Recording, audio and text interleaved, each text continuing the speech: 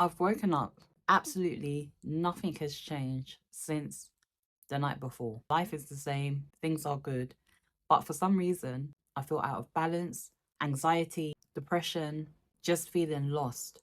Can't quite put my finger on it, but I know that something is off. See the new girl vibe, she in her stride. She goes side to side, she goes tap, tap, tap, tap. Hey guys, it's your girl Miss Annie J, and yes, you have got another conversation with me. And today I wanted to talk about the importance of sleep. It is something that I did not take seriously for a long time. And if I'm honest, I only just heard about sleep debt as of 2023. So pretty recent, considering that it's been a thing apparently for a long time. If you're someone that deals with insomnia and stuff like that, from the experience that I've had with it, it wasn't something that just attacked me out of nowhere. It is something that builds up over time and then it starts to have an effect. And the effect it has, it will make you feel like you are losing your mind. And so I wanted to share with you guys, because if there's anyone out there who has been experiencing difficulties with mental health, but it feels like it's for no particular reason, this could be a reason why you are experiencing these up and down symptoms. And I always talk from a place of it's from my personal experience, and sometimes sharing can shed light on somebody else's situation for them. And so that's why I like to talk about these things with you guys. So let's get into it. Okay, so for those of you who do not know what sleep debt actually is, let me just read you the definition very quickly. Sleep debt is when you sleep fewer hours than your body actually needs. It's cumulative, meaning that if you regularly get less sleep than you should, you're going to have more sleep debt. So for example, if you are regularly meant to be sleeping for 8 hours, right, but you sleep for 4 hours, and let's say that you do that over the period of 1 week, your body will be in a sleep debt of 28 hours, guys. 28 hours. You're probably wondering what brought this to my attention. Well, what I found, if you've seen my PMDD videos, or even if you haven't, for those of you who do not know, PMDD is otherwise known as premenstrual dysphoric disorder. It is a severe and debilitating version of PMS. It has these very severe symptoms up to 2 weeks before a woman has her bleed. We experience things like anxiety, depression, sadness, hopelessness, suicidal thinking, severe fatigue, body dysmorphia, insomnia, hypersomnia, food cravings, like you name it. It will bombard your life.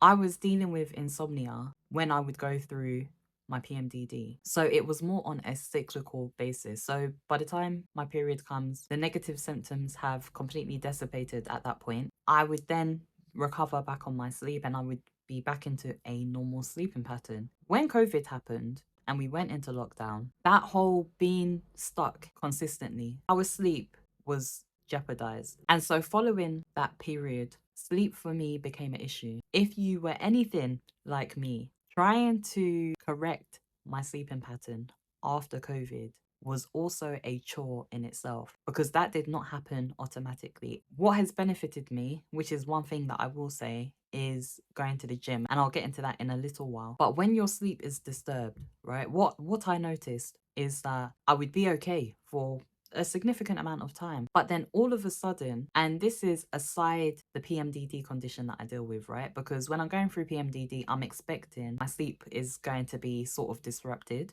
My normal weeks come now, and because my sleep is still disrupted and it's been ongoing for quite some time, I would be feeling really off balance. My mood drops significantly. The things that would normally make me happy, ecstatic, excited, for some reason I'm just not able to be excited like I would be. Like that just sort of goes out the window, and I would just feel nonchalant about things, and I would just know something isn't quite right. The job that I had previously that I've now quit, which you guys have heard me talk about in my I quit my job video, when I worked in that job from home, I would find that I'm feeling fatigued. Once my lunch break would come, I would take a nap. Once I woke up, I would be feeling super refreshed. My brain has come back to life and I'm back on form. I'm ready to go. And so that's what made me look into the way I sleep, how that can affect me, how that can affect my mental health.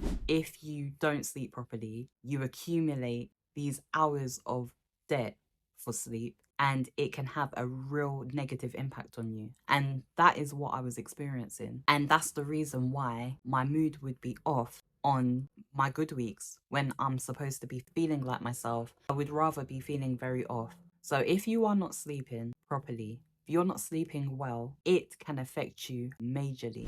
I am a big fan of the National Institute of Health. I've read quite a few of their articles as pertains to PMDD, but I found an article that pertains to the effects of a lack of sleep. And I want to read from this article. I will provide the link to the excerpts that I read. Now, I will say this article is from 2010, so it's quite dated, but very much still relevant, in my opinion. They've done studies on this stuff, and guys, it is eye-opening. So I'm going to read the introduction. I'm not going to go through the whole study because it is quite a long excerpt, but I do just want to read the first key paragraphs.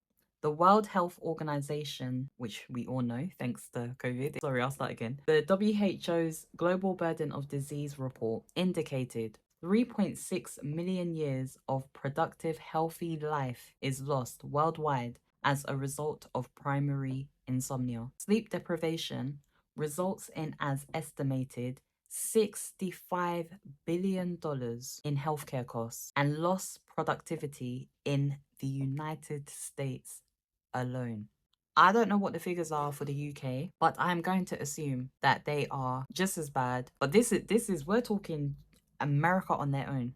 Do you know how insane that is? Anyway, okay. As many as 70 million people in the United States report sleep deprivation, making this one of the most common health problems in the United States. Approximately 30 to 35% of people meet diagnostic criteria for primary insomnia. These data clearly highlight the importance of understanding the effects of sleep deprivation. If you do struggle with your sleep and you find that you start to experience symptoms like depression, anxiety, and what have you, you're in sleep debt and your body is reacting to the sleep debt. That's all I believe is what I experienced. My body got to a point where it was like, if we're not sleeping well, then we can't function well. The result of that was the feeling off, feeling depressed, really anxious. And what I noticed is that when I would deal with insomnia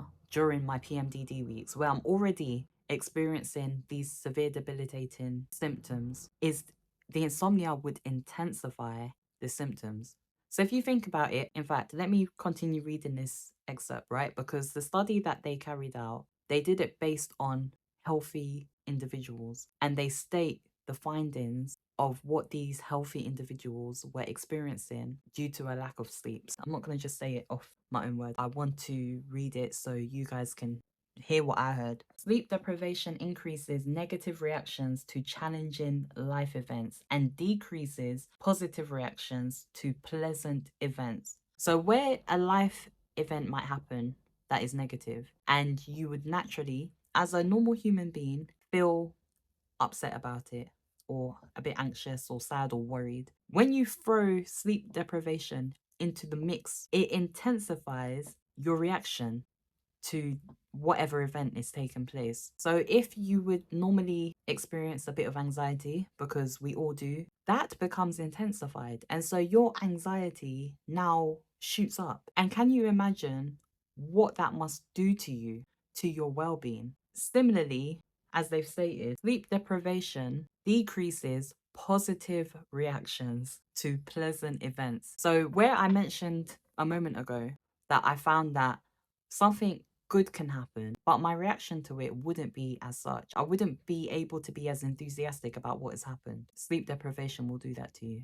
Like, it will affect your mood on both ends of the spectrum. The way your positive moods are and the way your negative moods are, it affects both of them. It doesn't make you feel happy. It doesn't make you feel better. It doesn't make you feel excited. You are just like, well, meh. And similarly, if it's something bad, you feel overwhelmed, you feel down, you feel out. I want you guys to see the results of this study. And this bit, so if you suffer with anxiety, listen to this. Sleep deprivation is positively correlated with anxiety, as well as tension, nervousness, and irritability. Moreover, laboratory-based work suggests acute sleep deprivation increases anxiety. If you've ever experienced anxiety, anxiety on a normal day is awful. So if anxiety has different levels, yeah, let's say we can start from level 0 all the way to level 100. And for a healthy, normal individual to experience anxiety, let's say that they get to level 25. Even at level 25, it is unpleasant. And so now, because you're not sleeping, your anxiety has jumped from level 25 to level 80. Can you imagine what that is doing to your well-being, your mind? It will make you feel like you are losing it. Guys, let me continue reading and then we're going to talk. An experimentally manipulated 36-hour period of acute sleep deprivation increased state anxiety symptoms among a sample of 12 young, healthy, non-clinical participants. Emerging experimental research further suggests that anxious reactivity to acute sleep deprivation may be associated with vulnerability to panic spectrum problems and the development of post-traumatic stress symptoms. Guys, they carried out a study on 12 normal, young, healthy, non-clinical participants. The results are, it's going to affect you. So imagine maybe you deal with some sort of mental difficulties or challenges. Maybe you have a condition like I do, PMDD. So these are people who are just, they're okay. If you're someone who tends to deal with mental difficulties for whatever reason, you've got a history of dealing with it, you've had issues in the past, imagine the effect it will have on us. If it's affecting normal individuals who have no issues, imagine the level of effect it will have on you and me who actually deal with mental challenges. So when you throw sleep deprivation, you're going to experience symptoms on a really serious level. And so that's what I found. I found if I don't sleep and I do it consecutively over a sustained period of time, that even in the weeks that I'm meant to feel just on myself, I'll be affected. And that's exactly what was happening. Like I said, I woke up, nothing had changed. My life was still as it is. No emerging unforeseen events or anything like that. And yet, somehow, I didn't feel okay. I didn't feel good. And the only thing that I had done was I had slept and woke up. And my body was telling me, you haven't slept enough. I had accrued the sleep debt over time. And it was now spilling into how I was feeling, anxiety, depression, and things like that. And so that's why I started to take sleep seriously. I have been on this transforming my life journey for a couple of years now. And I'm always emphasizing that when you're making changes, especially when it comes to like fitness, if you've watched those videos, I emphasize that it's got to be gradual because it needs to be changes that can be sustained for the long term. I started this journey in 2019, slowly, one thing at a time. Once I'd gotten to the point of I'm eating well, back in the gym, I've been working on this condition, PMDD, so it doesn't affect me to the degree that it has in the past. And now I was like, it's time to tackle this insomnia. I know when you are trying to make something of yourself and you are working hard, you're going to put in more hours with your own personal dreams, goals, vision than you would a 9 to 5 because it is something that is yours. And so you're going to want to invest so much time into it. When I've ventured on this journey and wanting to do that for myself, it was very tempting at the start. I did do it for a couple of weeks. Stay up late nights to be writing down ideas till early hours of the morning. They say that in the nighttime is when creativity tends to come to people. And so, yes, I did. But what happened is that I crashed eventually. And so I was like, I need to sort this out. It's been a problem for a long time. And I might feel that now I've got a good reason to be staying up late, but I still need to get a sufficient amount of sleep. And I know the recommended number of hours of sleep for adults is between 7 and 9 hours. You have to figure out what your ideal hours of sleep are, whether it's 7, 8, or 9. I am at optimum performance with 7 hours. 8 hours even better, but realistically 7 hours works for me. So you figure out what your regular number of hours of sleep should be, and then you start to work towards that. If you are suffering from any sort of mental health issue, you have to get your sleep sorted. If you're someone who you've got a daytime job like the majority of people, and yet somehow you're up till the early hours of the morning, you're sleeping for a couple of hours, and then you're waking up early again to do it all again, and you're doing that all the time, it is not going to help you. And if you're dealing with any sort of mental challenge or difficulty or struggle, it is not going to help that. It is going to intensify what you are experiencing. I still have days, right, where I don't sleep for the 7 hours, and not because I didn't want to. The day has gone on for far longer. Maybe we were out, didn't get home till late, and then I've got gym in the morning. So it just was not possible to sleep for the however many hours. And then I've got my studies after the gym. But I will take naps because I'm like, I don't want to accrue any more sleep debt. So if it means taking a half an hour nap when I get a break, I'm going to do that. I'll take that nap and I'll feel so alive and refreshed after. And that makes me realize how important it is to sleep well.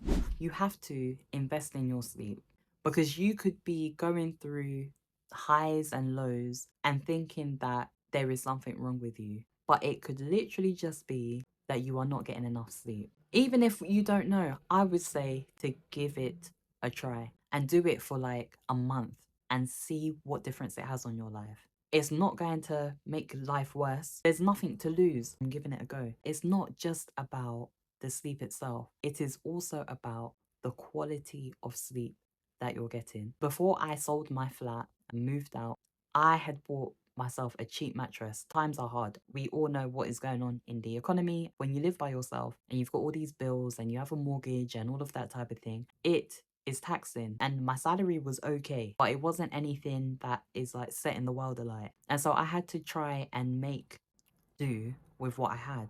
But on moving out and getting myself a really good mattress, I have realized how important it is to have quality sleep. The mattress I bought before was like £100 from Amazon, something like that. It had really good reviews, and I thought, okay, that will do. Click, save me money. But the money that I saved, I paid for it in the lack of quality sleep that I was getting. And so it's not just about sleep the right hours, you need to sleep well. Invest in a good mattress because you are worth it. Your well-being is worth it. It is worth it. If I was to do it all again, I had to move, I would do the same thing. I would spend the £300-400, however much I spent on my mattress, I would do it again because having quality sleep has had such a positive impact on my mental well-being. Now I'm not only sleeping the recommended hours of sleep that I should be getting, but when I am doing that, I am also getting quality sleep because I'm not waking up with back pain. I used to wake up with back pain, with shoulder pain. My bed was just horrible, but I thought I'm saving myself money. It was making things worse and I didn't even realize. And something like that, I thought it was such a minute thing. I wouldn't even have really given it so much thought. Oh, it's not that big a deal. It's just a bed, etc. No, it is not just about, it's just a bed. It is about your sleep, your quality of sleep, and how your mind is going to be affected. Sleep, the amount of hours you need to sleep, and sleep quality. Don't have a good mattress, save up, do what you can to make sure that you are sleeping well, and watch the difference with your mental well-being. It's not just your mental well-being that you're putting at risk, but also your physical health. An ongoing lack of sleep has been closely associated with conditions like hypertension, otherwise known as high blood pressure, heart attacks and strokes, obesity, diabetes, decreased brain function. The brain is like the center of everything. You need it to function properly, right? In whatever you're doing in life. Memory loss, weakened immune system, and of course, psychiatric disorders. It's not just my mind's affected. No, you could be jeopardizing your physical health on top of your mental health. To me, guys, that's not living, and I want to live. It's so easy to get distracted. It can be tempting to just sit on your phone. It doesn't even have to be social media. You could just be reading articles and stuff like. Get rid of everything. Turn the lights off. And at best, and this is what I do, I will put on an Audible book. I love to read now. I put it on a very low volume. My phone, by the way, is on silent. No vibration, nothing like that. I turn it upside down. So if any emails or any messages come through, the light doesn't then start to frazzle me either. I put it away from me to the point where I can still hear it. And I will close my eyes and I'm listening to every word. And somehow that gets me to sleep. Now, everyone's going to be different. That might not work for you. If you want to give it a try, give it a try. But that's how I get myself to sleep. You need to make your environment comfortable to help yourself fall asleep. You've got to tire yourself out. Now, this for me is where going to the gym has been really helpful because I wake up at about 6:15, 6:20, up to 4 times a week. Even the days I'm not going gym, I still wake up quite early. Doesn't matter what my sleep has been like. We're getting up and we're going. And I will go hard in the gym for an hour, get washed, and get on with my day. And by the time the evening comes, my body is tired. Now it's easier for me to fall asleep. What will help you get to sleep might look completely different to what helps me. But my point is, you have to try something. If one thing doesn't work, try something else. You keep on trying different things until you find what works for you. Your well-being is such a pivotal part of your makeup, who you are, how you perform, what you're able to do. This is why I harp on about well-being, mindfulness, mental health. It's so vital in the role of you being able to live a fulfilled life, to enjoy your life. Don't just exist. And to live, we've got to be on top form up here. Get yourself sleep and get your mind in a better place. It's a bright new day. You're here with your girl, Miss Annie J. I'm gonna give them what they want, cause I came to slay. And nothing's ever gonna take my joy away. I'm about that life.